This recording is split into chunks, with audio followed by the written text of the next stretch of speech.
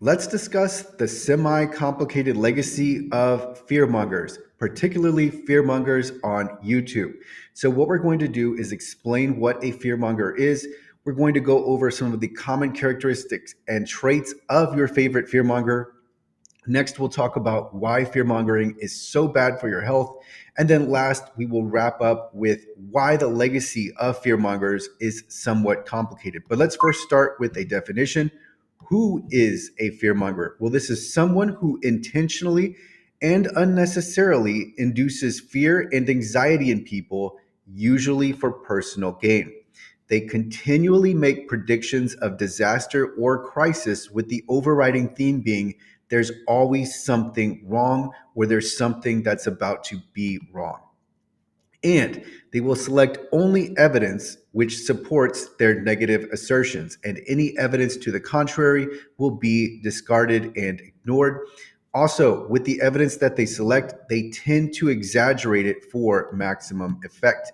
And then, of course, the fearmonger profits from inducing anxiety and fear. So, this can be the obvious financial gain. This can be the indirect financial gain from views and subscribers. This can just be for notoriety and attention. And then there may also be political gain in the mix as well. So, what are the tactics of fearmongers? Well, we commonly see alarmist titles, and we might see the words emergency, shocking, catastrophe in all caps in those titles. This is designed to elicit attention, get the click-throughs, and then also incite fear. They will also usually have a range of emotions showing on their face in the thumbnail. So we might see them mad, we might see them sad, we might see them disappointed. The common trait here is negativity. We may also see graphics like fire and down arrows to really stoke the viewer and get their attention, and then also increase their anxiety. They will claim to have special insight or access to information that others are, quote, hiding from you or, quote, don't want you to know. And then there will be daily urgency and impending doom. So this is a staple of the fearmonger, is there is always something bad to talk about. And if they've run out of steam with a one subject or one theme that they've been running with, they will go to another one. So this is one staple. You can always be sure that you're dealing with a fearmonger is when there is constant doom and constant negativity. And if you watch closely enough, you will notice that they force patterns and connections to confirm their assertions will happen. All right, so patterns. Let's talk more about patterns. One pattern is they are primarily emotion based. So what they are claiming is mostly based on emotion and or unverified evidence or rationale. So commonly what we'll see is they will take a news article and extract maximum meaning for that and why it means it's bodes so horribly for the population, and they will run with that. And this will be in contrast to those who have disciplined research and data that is based on rigorous examination and evaluation. All right, and so one other pattern here is they move the goalpost when their predictions go awry, rarely acknowledging what went wrong or just the fact that they were wrong. And they will ignore predictions when they go wrong, but they will always be sure to hype up the times that they were right or seemingly right. So there's a lot of claimed glory. They are sure to let you know when something that they have said will happen, seems to have happened, or is on the cusp of happening, or did actually happen. All right, and then so one more note under patterns here. The predictions will get more vague when they are proven wrong, because they cannot reconcile them. So in the future, they adapt and they learn to make predictions less specific. So that way, it's harder for them to be proven wrong. And so a great example of this is making a prediction well into the future, but providing no specific timeline, no specificity as to exactly what will happen. But if something bad does happen, they will seize that bad happening, that bad outcome, and they will claim that they are right.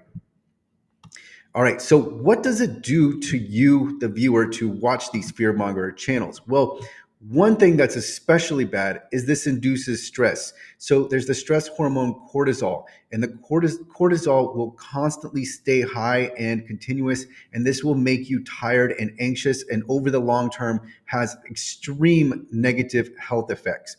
You will also have paranoia creep in, and you'll constantly be distracted with impending doom. And then there are compounding health problems, reduced sleep, eating to alleviate fears, etc. So it is extremely bad for your health to continually pay attention to negativity, and then not only pay attention to it, but really mentally start to buy into it. And there are just so many compounding health problems that can result from this. Also, you may see your personal relationships become strained because other people don't want to hear continually negative things. Even if they believe you, it just becomes overwhelming for all of us to continually be exposed to negativity. All right. And then so the one other point here is that I just said all of us, fear mongers included, they themselves may be lost. So they actually may have started with their YouTube channel with a genuine desire to help people, let's say, become more financially aware of the economy and what to do, what next steps to invest in, etc.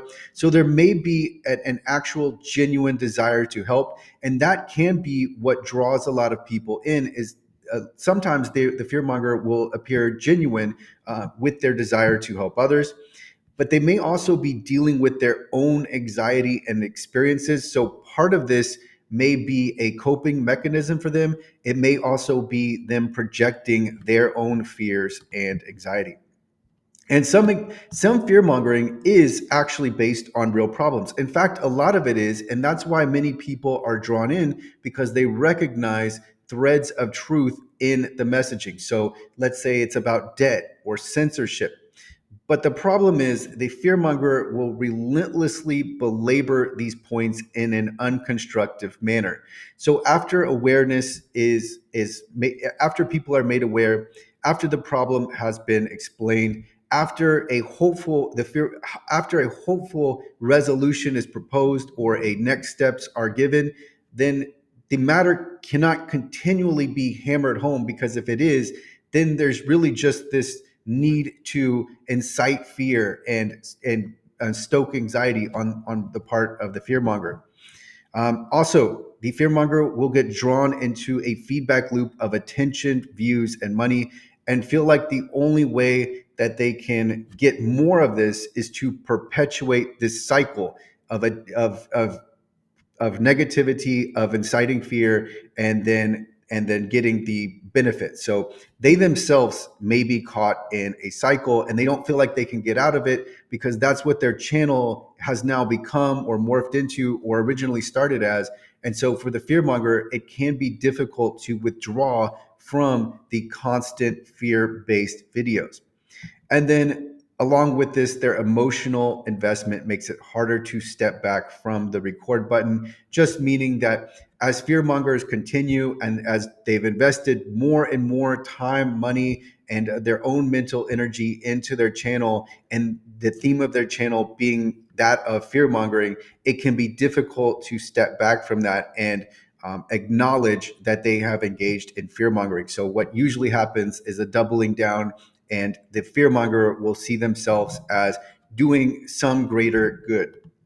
All right, so the legacy of fearmongers. Why is it somewhat complicated? Well, let's talk about what the fearmonger will be remembered as. Well, first, they will always be tied to negativity.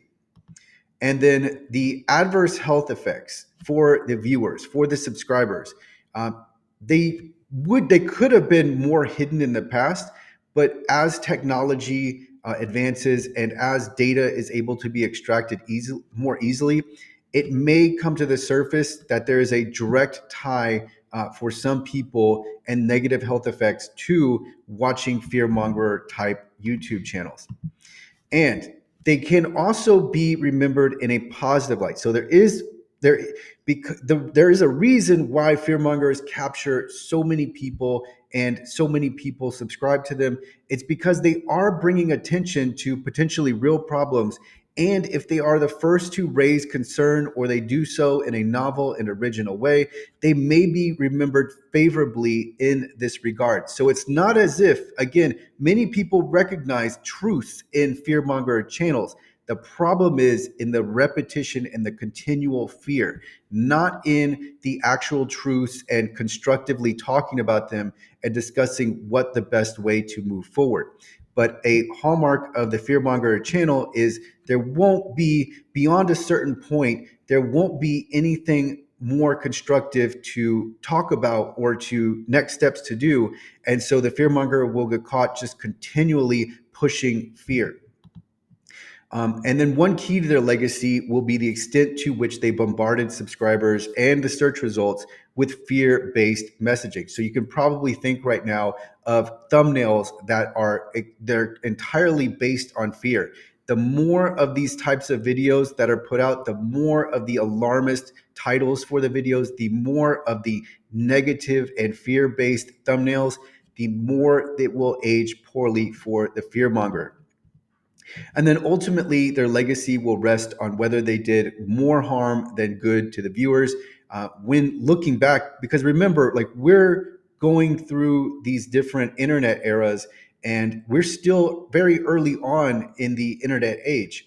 And what will happen is people will look back on their years spent invested and subscribed to these channels, watching these videos, watching these personas, and then they will remember them negatively or positively, but I think in a lot of cases it will be negatively because people will look back and start to realize I spent so much time worrying and watching this person worry and incite fear that I've lost literally years of my life on things that weren't constructive at all, that things that were not serving me.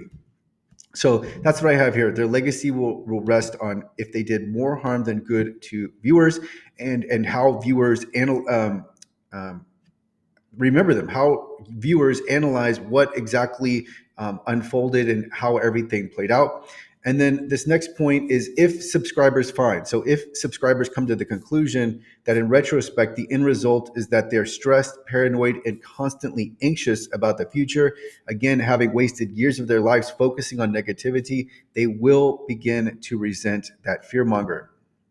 And then the last point I have here under legacy is this resentment will compound if the fearmonger was enriched through the process. So if after all is said and done, and let's just say said and done means a few years after the channel has started, and the fearmonger has now experienced a windfall as a result of continually stoking fear and anxiety, that will increase the amount of resentment that people have towards the fearmonger. So it is a somewhat complicated legacy. It's not entirely straightforward. There may be instances of fearmongers who are remembered for bringing something to light or correctly predicting something. But another part of this is that a lot of people are fearmongering, and amongst fearmongers, the subjects largely overlap.